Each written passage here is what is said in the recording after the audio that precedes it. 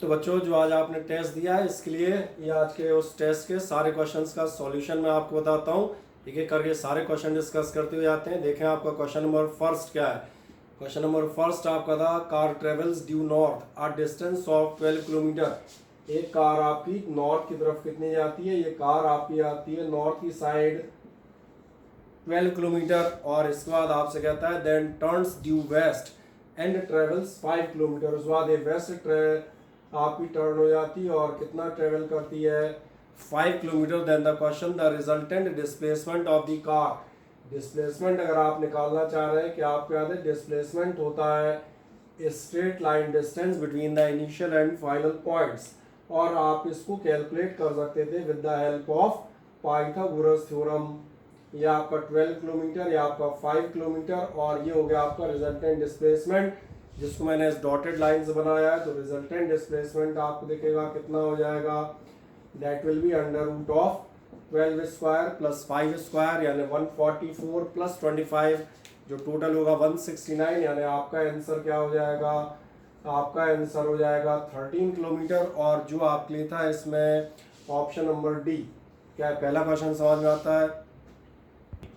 अब second question आपसे कहता है a stone is dropped from a bridge।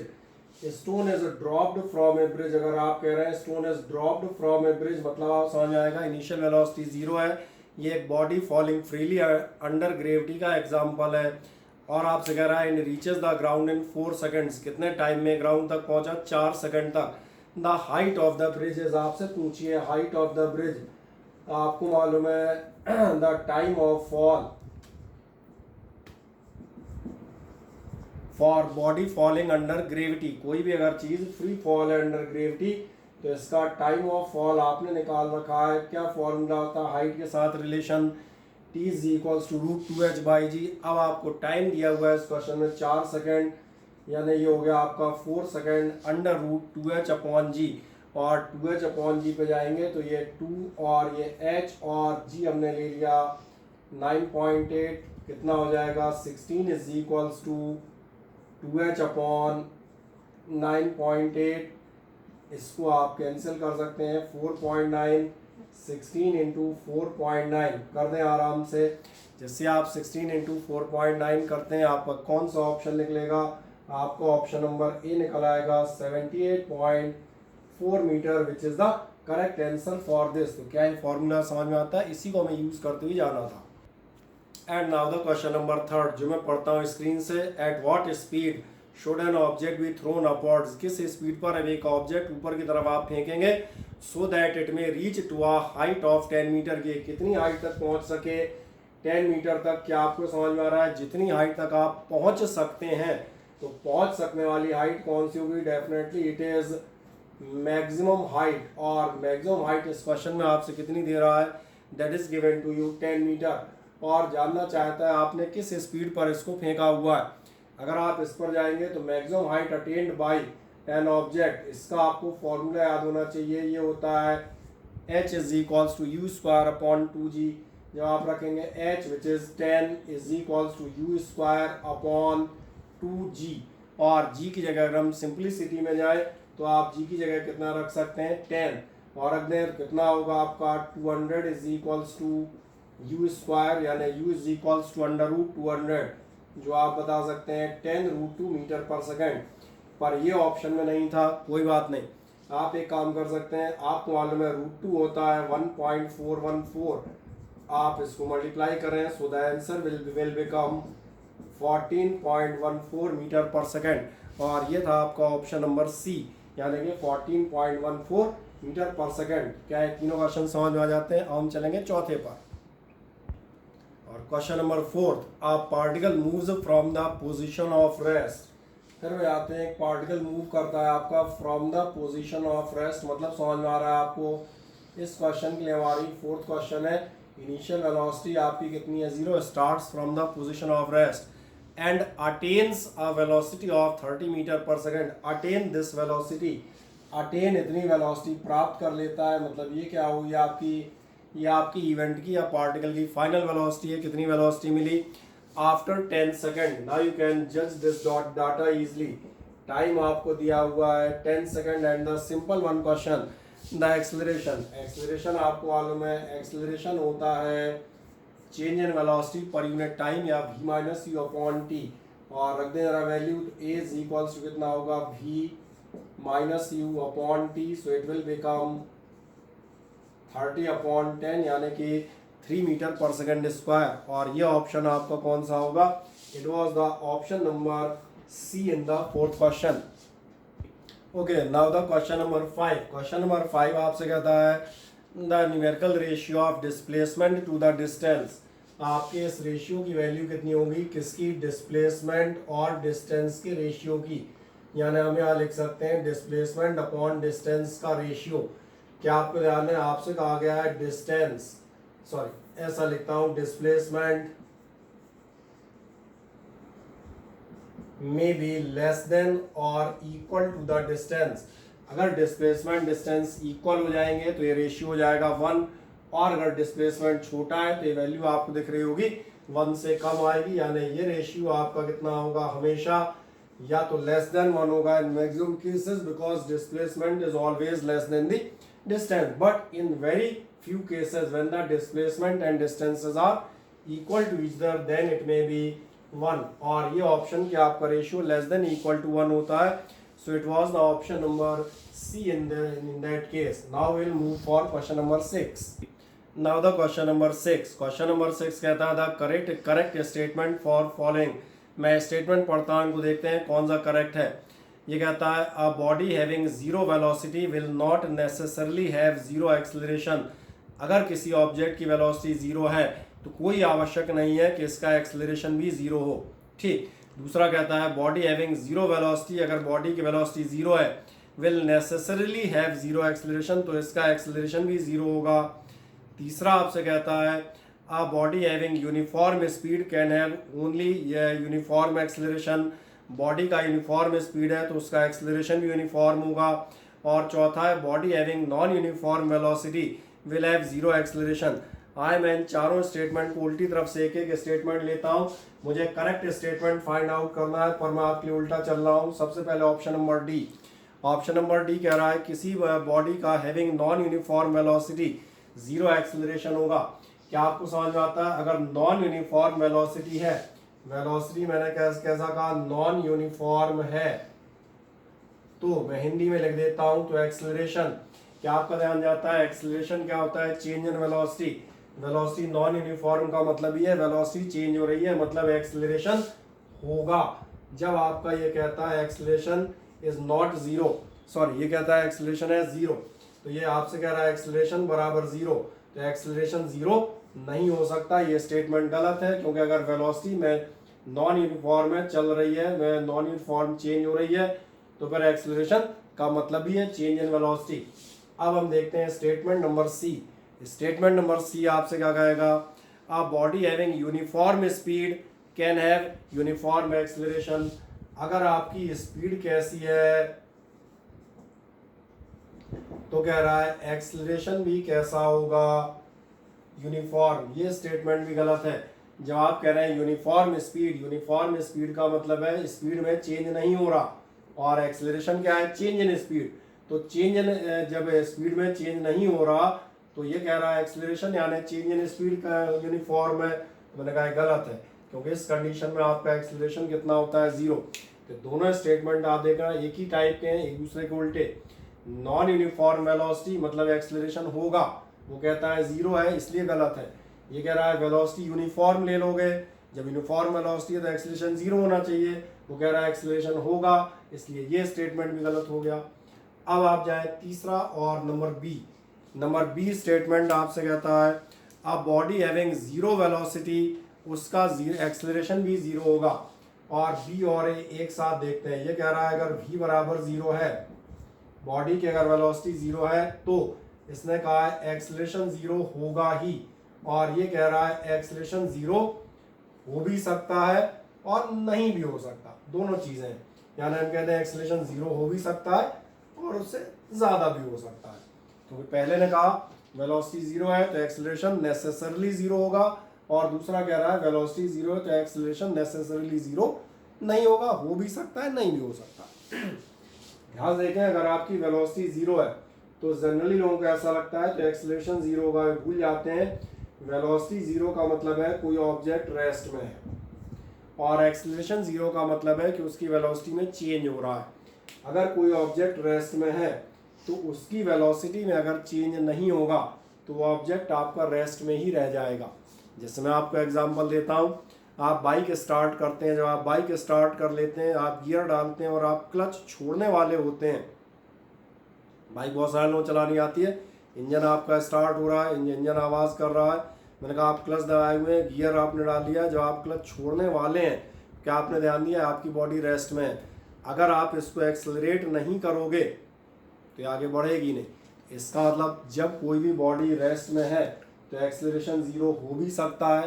अगर आपका इंजन बंद है तो एक्सेलरेशन ज़ीरो होगा, पर एक्सेलरेशन हो भी सकता है अगर आप एक्सेलरेट करेंगे तो ज़ीरो से बढ़ के वो कुछ वेलोसिटी 5-10 मीटर पर सेकंड आएगी। तो इसलिए कौन सा स्टेटमेंट सही था कि अगर वेलोसिटी ज़ीरो है तो कोई ज़रूरी नहीं है कि एक्सेलरेशन भी ज़ीरो हो। अदरवाइज मोटरसाइकिल खड़ी है और ज़िंदगी भर खड़ी रहेगी, उसकी वेलोसिटी में चेंज ही नहीं होगा।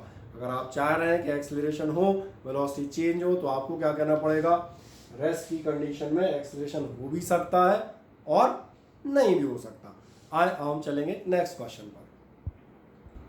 Now the question number 7। Question number 7 आपसे कहता है the velocity of a body depends on time according to the equation, और इक्वेशन आपको दी है v is equals to 20 plus 5t square. ये आपकी वेलोसिटी दी है v is equals to 20 plus 5t square, और आपसे पूछा है इसका acceleration, uniform, non uniform, retardation, acceleration etcetera. आए देखें, पहले हम एक्सेलरेशन निकालते हैं। a इज इक्वल्स टू आपका क्या होता है dv बाई dt, यानी ये होगा dy dt of 20 plus 5t square. आए आराम से डिफ्रेंशिएट करते हैं, dy dt ऑफ 20 कांस्टेंट का 0, then dy dt of 5t square ये होगा 5 डॉट 2t, 2 माइनस 1 यानी कि 1। यानी अगर आप देखें ध्यान से तो आपका एक्सेलरेशन बराबर, मैं नीचे लिखता हूँ, एक्सेलरेशन बराबर है 10t। अब आप पहली बात देखें, ये आपका आंसर पॉजिटिव है, यानी ऐसे आंसर जो रिटार्डेशन डिक्लेयर कर रहे हैं वो अपने आप गलत हो गए, तो आधा आंसर तो मिल गया। ये कैसा है, ये एक्सेलरेशन है because it is positive. Now the question is there whether it is uniform और नॉन यूनिफॉर्म। यूनिफॉर्म मतलब कांस्टेंट और नॉन यूनिफॉर्म मतलब जो कम ज़्यादा हो सकता है। आए देखें क्या आपका ध्यान जाता है, एक ही वैल्यू टाइम पर डिपेंडेंट है। इसका मतलब जो आप t बराबर 1 सेकेंड, 2 सेकेंड और 3 सेकेंड रहेंगे तो आपका एक्सेलरेशन कांस्टेंट नहीं होगा, यूनिफॉर्म नहीं होगा। t बराबर 1, 2, 3 सेकेंड के अकॉर्डिंग आपका एक्सेलरेशन 10 इंटू 1 यानी कि 10, 10 2 जा 20 या 10 3 जा 30 मीटर पर सेकेंड स्क्वायर बदलता रहेगा। और इसीलिए ये आपका एक्सेलरेशन कैसा है, नॉन यूनिफॉर्म एक्सेलरेशन, जो इस केस में आपका ऑब्जेक्ट नंबर था सी, ये चॉइस नंबर सी थी कि आपका एक्सेलरेशन कैसा होना चाहिए, non uniform. Now the question number 8। Question number 8 आपके लिए the acceleration of a moving body can be found from. ये आपको याद होना चाहिए, किसी भी मूविंग बॉडी का जो आप एक्सेलरेशन फाइंड आउट करते हैं, ये आपके लिए हमने प्रूव किया हुआ है कि वेलोसिटी टाइम ग्राफ का स्लोप आपको याद आना चाहिए। हम लोगों ने इस टाइप का एक फिगर प्रूव कर रखा है, tan theta is equals to AC BC ऐसा करते हुए, तो आपको याद आए कि एक्सेलरेशन कहाँ से मिलता है, ये मिलता है स्लोप और यानी कि tan theta of VT graph. तो ये तो डायरेक्ट फैक्ट था, ये आपको सीधा सीधा याद रहे कि एक्सेलरेशन हमें कहाँ से मिलता है, स्लोप या tan theta of VT graph से। तो ये आपके लिए ऑप्शन नंबर होता था slope of the velocity time graph number C। ये आपको ऑप्शन क्या होना चाहिए था, number C। Okay, now I will read the question number 9. So question number 9 आपसे कहता है a particle is constrained to move on a straight line path। एक पार्टिकल किस पाथ पर जा रहा है, स्ट्रेट लाइन पाथ पर जा रहा है। It returns to the starting point after 10 second. ये यहाँ से आता कहीं तक जाता है और फिर वापस स्टार्टिंग पॉइंट पर आता है। टोटल टाइम इसने कितना लिया है, t is equals to 10 second. Now the further part of the question says during the distance, total distance covered is 30 मीटर। आपका टोटल डिस्टेंस यहाँ पर कितना दिया हुआ है, टोटल डिस्टेंस आपको दिया है 30 मीटर, इसका मतलब समझ में आ रहा होगा एक्चुअली ये 15 मीटर गया है और 15 मीटर ही आया। अब आपसे जानना चाह रहा है which of the statement is false, कौन सा स्टेटमेंट गलत है ये हम पता करेंगे। सबसे पहला है displacement of the particle is zero, displacement zero है यानी पहला स्टेटमेंट आपका सही है, ये फॉल्स नहीं है, यानी कि ये सही है, इसलिए ध्यान देखना गलत है, ये आंसर हम टिक नहीं कर सकते। तो जो मैं बात कर रहा था यहाँ पर डिस्प्लेसमेंट कितना होगा, जीरो। ठीक, अब अगला पढ़ते हैं, average speed of the particle is 3 metre per second, आपकी एवरेज स्पीड ऑफ पार्टिकल कितनी होगी जरा देखें। एवरेज स्पीड पर आप जाएंगे तो ये होगी 30 मीटर अपॉन 10 सेकेंड्स यानी कि 3 मीटर पर सेकेंड, इसलिए ये स्टेटमेंट भी आपका सही है और ये स्टेटमेंट सही है, इसलिए आंसर के अकॉर्डिंग ये भी गलत है, ये भी नहीं लिया जाएगा क्योंकि हमारा जो गलत है वो सही होगा। अब तीसरे पे जाते हैं, displacement of the particle is 30 metre, जो आपसे कहा जा रहा है डिस्प्लेसमेंट कितना है 30 मीटर और आपको नजर आ रहा है डिस्प्लेसमेंट कितना होगा, जीरो, ये स्टेटमेंट गलत है और ये सही ऑप्शन है, यानी आपका statement number C, it is the answer of this question. And the simplest question, which of the following is one dimensional motion, landing of aircraft, landing of aircraft 3 dimensional होता है, नीचे भी आएगा, आगे भी जा रहा है, दाएं बाएं भी टर्न होगा। Earth revolving around the sun, earth revolve कर रही है, 2 डायमेंशनल होगा, आगे भी जाएगी, राइट या लेफ्ट भी जाएगी। थर्ड है motion of wheels of a moving train, moving wheels का जो आप देखेंगे वो रोटेशनल मोशन है। थर्ड जाएंगे, train moving on a straight track, सीधी सड़क पर सीधे ट्रैक पर चलती हुई ट्रेन, ये आपको एग्जाम्पल याद आना चाहिए, सीधी रोड पर चलती हुई कार और सीधे ट्रैक पर चलती हुई train, that is the answer of one dimensional motion. So option number D. So for the question आपका क्वेश्चन नंबर 10 कौन सा ऑप्शन सही है, D. Then the question number 11, acceleration of a particle, ये कब होता है, एक्सेलरेशन ऑफ पार्टिकल का मतलब है आपकी वेलोसिटी चेंज होगी। हम जाते हैं क्वेश्चन नंबर 11, एक्सेलरेशन का क्या मीनिंग है, जो आपको मालूम है वेलोसिटी चेंज या चेंज इन वेलोसिटी। अब आपको याद है वेलोसिटी होती है वेक्टर क्वांटिटी, स्पीड हमारे लिए स्केलर थी, वेलोसिटी कैसी है, वेक्टर क्वांटिटी। इसका मतलब वेलोसिटी में 2 चीज़ें होती हैं, एक होती है मैग्नीट्यूड या वैल्यू और दूसरा होता है डायरेक्शन। इसका मतलब चेंज इन वेलोसिटी के दोनों मीनिंग हो सकते हैं। चेंज इन वेलोसिटी का मतलब होगा either the change in magnitude और द चेंज इन डायरेक्शन, यानी अपने क्वेश्चन के हिसाब से हमारा जो आंसर होगा वो ऑप्शन नंबर सी होगा, जहां वो बताता है बोथ ऑफ द अबव, हमारे लिए ये दोनों ही चेंज क्या कहलाते हैं, एक्सेलरेशन कहलाते हैं। So the correct answer is question option number C, both of the above. Okay, so for the question number 12, अब 12th क्वेश्चन हम पढ़ते हैं।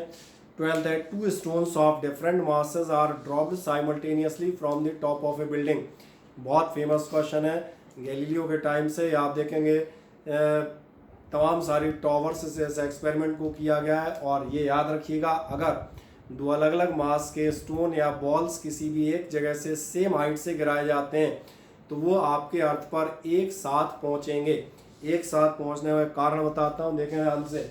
आपको मालूम है acceleration due to gravity is g, और आप बताते हैं जी की वैल्यू होती है 9.81 मीटर पर सेकंड स्क्वायर, पर आप ये नहीं बताते किसके लिए। इसका मतलब है it is applicable for all, इसमें आपके मास का कहीं रोल ही नहीं है। और दूसरे तरीके से मैं प्रूव करता हूँ, आपने टाइम ऑफ फॉल प्रूव कर रखा है, किसी भी बॉडी का टाइम ऑफ फॉल, ध्यान देखें आपने डेरिवेशन किया है time of fall of a body, और ऑफ ए बॉडी में आपने निकाला है टी बराबर √2h/g। इसका मतलब बहुत सीधा सा है, समझ में आएगा। बॉडी कितने किलोग्राम की है, कहीं स्पेसिफाइड है, 5, 10, 15, 20, what ever may be the mass of the body. Time of fall में केवल 2 चीज़ों का असर पड़ेगा, हाइट और एक्सेलरेशन ड्यू टू ग्रेविटी। इसलिए हर तरह की बॉडी के लिए आपका टाइम ऑफ फॉल कैसा होगा, exactly same, it is independent of the mass. तो इसलिए आपका कौन सा ऑप्शन सही था, ये था ऑप्शन नंबर सी, कि दोनों स्टोन आपके एक साथ जमीन पर पहुंचेंगे। क्वेश्चन नंबर 13 बहुत आसान सा क्वेश्चन है। Cricket ball is thrown up with a speed of 19.6 metre per second maximum height it can reach, सीधा आपको फॉर्मूला लगाना था h is equals to u square by 2g, यानी h इज इक्वल्स टू कितना दिया हुआ आपको विद ए स्पीड ऑफ 19.6, यानी ये हो जाएगा 19.6 का होल स्क्वायर, g हो गया 2 इंटू 9.8 का डबल करेंगे दैट विल बी 19.6, एक 19.6 से एक 19.6 कैंसिल और आपका सीधा आंसर आ जाएगा 19.6 मीटर, जो आपका है option number B. Now the question number 14 क्या कहता है, velocity time curve for a body projected vertically upward, आपने बॉडी को ऊपर की तरफ प्रोजेक्ट किया है, इसका वेलोसिटी टाइम ग्राफ कैसा होगा, ये ऑलरेडी आपसे डिस्कस किया जा चुका है। टाइम के साथ वेलोसिटी टाइम ग्राफ हम लेंगे बॉडी प्रोजेक्टेड वर्टिकली अपवर्ड। आपको ये मालूम है जैसे जैसे टाइम बीतेगा आपकी बॉडी की वेलोसिटी टाइम के साथ धीरे धीरे कम होगी, यानी हम मान के चलते हैं कि इनिशियल वेलोसिटी जो आपने प्रोजेक्ट की थी कुछ भी u होगी, बाद में वेलोसिटी कम होते होते मैक्सिमम हाइट के पॉइंट पर कितनी हो जाएगी, ये हो जाएगी 0, तो एक पर्टिकुलर टाइम इंटरवल के बाद वेलोसिटी ड्रॉप होके 0 होगी। Now the question is there, ये कर्व होगा या फिर स्ट्रेट लाइन, तो आपको ये ध्यान होना चाहिए जो भी मैंने क्वेश्चन लिया था वेलोसिटी टाइम ग्राफ का स्लोप ये आपको बताता है acceleration, and in case of the vertical motion या मोशन अंडर ग्रेविटी आपके वेलोसिटी टाइम ग्राफ का स्लोप एक्सेलरेशन बता रहा है। मोशन अंडर ग्रेविटी में एक्सेलरेशन आपको याद है फिक्स होता है, कांस्टेंट होता है 9.81 मीटर पर सेकंड स्क्वायर, इसलिए ये आपकी लाइन शो कर रही है कि आपका टेन थीटा यानी कि एक्सेलरेशन यहाँ कहा जाए, यहाँ पर आपका टेन थीटा या एक्सेलरेशन जो मैं लिख भी देता हूँ 9.81 मीटर पर सेकंड स्क्वायर, ये आपका कैसा है, ये आपका है कांस्टेंट। कर्व क्यों नहीं है, क्योंकि यहाँ पर एक्सेलरेशन में चेंज नहीं हो रहा है। इस क्वेश्चन को ध्यान से पढ़ते हैं, लॉजिकल क्वेश्चन है, कह रहा है read the observation assertion and reason carefully to mark the correct option out of the options given. 4 option में दिए हैं, देखते हैं उनमें से कौन सा सही है। पहला एसर्शन आपको दिया है, पहले अगर एक बार ऑब्जेक्टिव निगाह डालें तो दिए हैं एजर्शन सही है, रीजन सही है, दोनों सही है, पहला गलत दूसरा सही है, दूसरा गलत पहला सही है, एटसेट्रा। आज देखते हैं पहला एसर्शन क्या कह रहा है, displacement of the body is 0, the distance covered by it may not be 0। अगर किसी बॉडी का डिस्प्लेसमेंट 0 है तो कोई ज़रूरी नहीं है कि इसका डिस्टेंस भी 0 हो। ये पहला स्टेटमेंट आपका सही है। क्यों सही है मैं याद दिलाता हूँ, कोई अगर यहाँ तक जाके वापस लौट आएगा जैसा अभी पिछले क्वेश्चन में कर रहे थे 30 मीटर वाले में, तो डिस्टेंस आपका डबल हो जाएगा लेकिन डिस्प्लेसमेंट 0 होगा। या फिर अगर आप किसी सर्कुलर पाथ पे मूव कर रहे हैं तो आप देखेंगे डिस्टेंस होगा 2πr but the displacement is 0, तो डिस्टेंस 0 है तो डिस्प्लेसमेंट 0, ऐसा सही नहीं है, ये बात सही कह रहा है। अब सेकंड क्या कहता है, सेकंड आपसे कहता है displacement is a vector quantity and distance is a scalar, ये भी सही है। इसका कारण क्या है, डिस्टेंस स्केलर होता है केवल पॉजिटिव, मान चले 100 मीटर मान लेता हूँ तो +100 इज इक्वल्स टू 200, जबकि डिस्प्लेसमेंट आप जाएंगे वेक्टर है +100 एंड -100 वो 0 हो जाएगा। इसीलिए ध्यान देखना डिस्प्लेसमेंट 0 हो जाता है पर डिस्टेंस 0 नहीं होता, तो इसका सही कारण है। इसका मतलब ध्यान देखेंगे जो इसका रीज़न दिया है वो भी सही है। तो अब ऐसा स्टेटमेंट देखते हैं ऑप्शन जिसमें कह रहा हो दोनों सही हैं, इसलिए आपसे कह रहा है first both assertion and reason are true and the reason is the correct explanation, ये रीजन इसका सही एक्सप्लेनेशन है, बिल्कुल सही चीज़ बता रहा है कि हाँ ये क्यों है, तो ये आपका ऑप्शन सही है। तो it was the option number A for the 15th question. मेरा मानना है आपको आंसर समझ में आ गए होंगे अब कंप्लीटली, फिर भी कोई डाउट रह जाता है so in the coming live class you can discuss the जो भी उस क्वेश्चन का आंसर हो, जहाँ डाउट हो आप उसको आराम से डिस्कस कर सकते हैं।